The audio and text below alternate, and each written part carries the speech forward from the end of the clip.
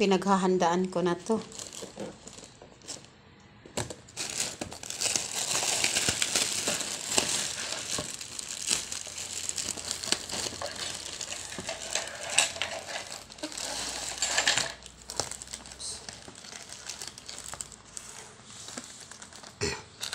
Meron siyang remote. Ito yung mga tornilyo niya. Okay, ito na yung panel niya. Ito yata yung tinatawag na panel. Ayan.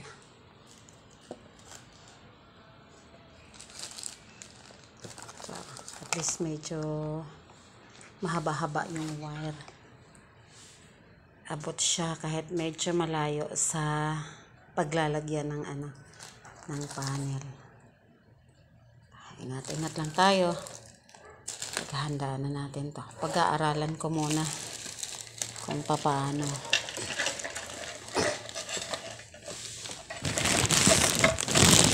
Ouch! Okay. Unit na. Okay. Ito yung pinaka-light niya.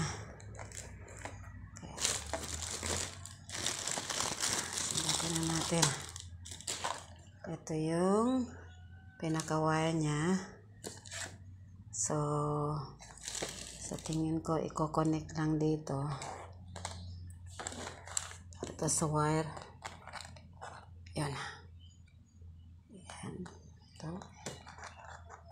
Pag-aaralan kong maigi para kung sakali ikakabit man, alam ko na kung paano. Ito yung battery ng remote. Ayan. Sorry. Mga torx at saka tornilyo niya para dito sa handle. Tayo natin yung handle niya. Ito yung pambalot. Walang imposible kung gugustuhin.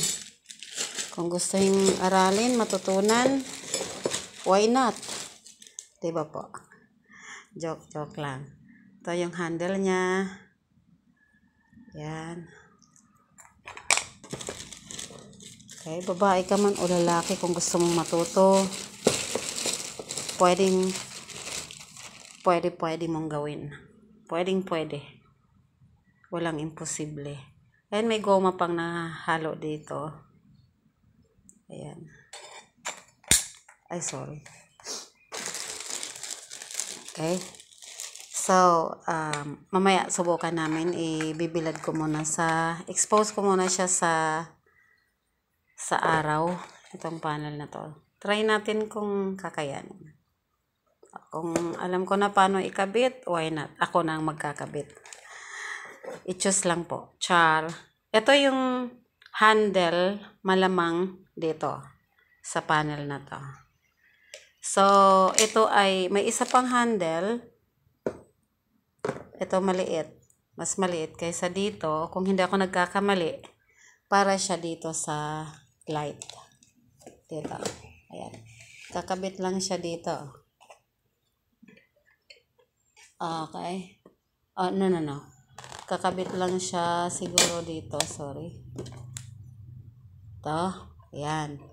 Ito yung pinaka-handle ng light. Baliktad pala. Sorry ha. First time ko kasi ito na mag-aaral o mag-ayos nitong solar light. Ito siya. Ito yung pinaka-handle niya.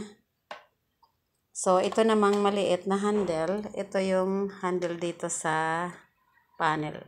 O, ayan. Tama nga. Ito siya yung handle nitong panel na to. Ito yung ina-expose sa araw. Okay, sa bubungan. Kung saan man basta mainitan siya maarawan. So, ito yung handle na para sa ilaw. Diba? Ayan. So, walang imposible. Kung gugustuhin. Babae ka man o lalaki ka man.